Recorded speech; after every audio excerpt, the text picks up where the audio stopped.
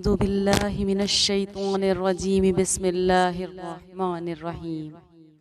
ایک مرتبہ کا ذکر ہے کہ خلیفہ منصور نے اپنے وزیر کو حکم دیا کہ امام جعفر صادق رضی اللہ عنہ جو اپنے وقت کے بہت بڑے ولی ہوئے ہیں کو بہانے سے لا کر میرے سامنے پیش کیا جائے تاکہ میں ان کو قتل کروا دوں۔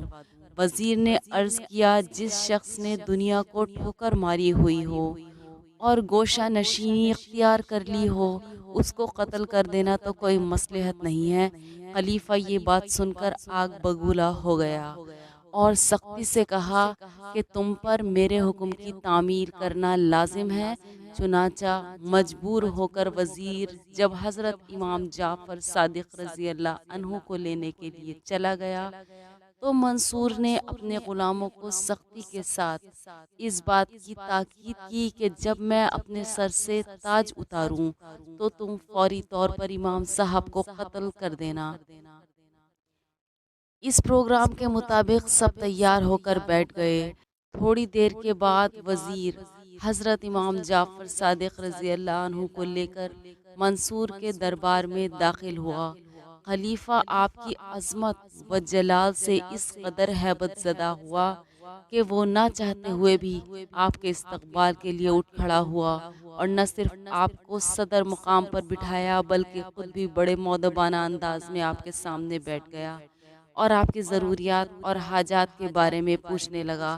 آپ نے فرمایا، میرے سب سے ضروری حاجت یہ ہے کہ مجھے آئندہ پھر کبھی بھی دربار میں طلب نہ کیا جائے تاکہ میری عبادت و ریاضت میں خلل اندازی نہ ہو۔ منصور نے اسی وقت آپ سے وعدہ کیا اور پھر نہایت عزت و احترام کے ساتھ آپ کو رخصت کر دیا۔ اس کے بعد اس پر امام جعفر صادق رضی اللہ عنہ کے رعب و دبدبے کا ایسا اثر ہوا کہ اس کے دل پر ہیبت چھا گئی اور وہ پورے 3 دن تک بے ہوش رہا۔ بعض روایات میں ہے کہ 3 نمازوں کے قضا ہونے کی حد تک اس پر بے ہوشی اور غشی کی کیفیت طاری ہوئی۔ خلیفہ منصور کی اس حالت کو دیکھ کر تمام درباری حیران رہ گئے۔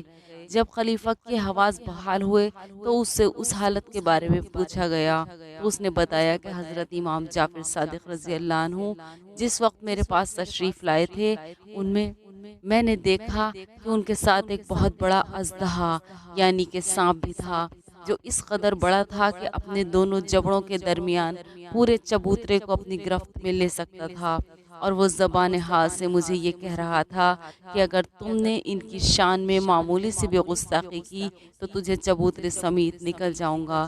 چنانچہ مجھے اس کی دہشت طاری ہو گئی اور میں آپ سے معافی کا خواستگار ہو گیا۔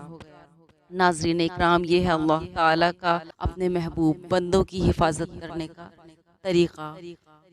ساری دنیا مل کر بھی ہمیں نقصان پہنچانا چاہے تو نہیں پہنچا سکتی مگر اتنا ہی جتنا اللہ تعالیٰ چاہے، اور ساری کائنات مل کر ہمیں کوئی فیض پہنچانا چاہے تو نہیں پہنچا سکتی مگر اتنا ہی جتنا اللہ چاہے۔ جس دن یہ بات ہمارے دل میں بیٹھ جائے گی اس دن ہم ساری دنیا سے بے نیاز اور محتاجگی سے آزاد ہو جائیں گے اور صرف غلام ہوں گے تو اپنے رب کے۔ جزاک اللہ خیر۔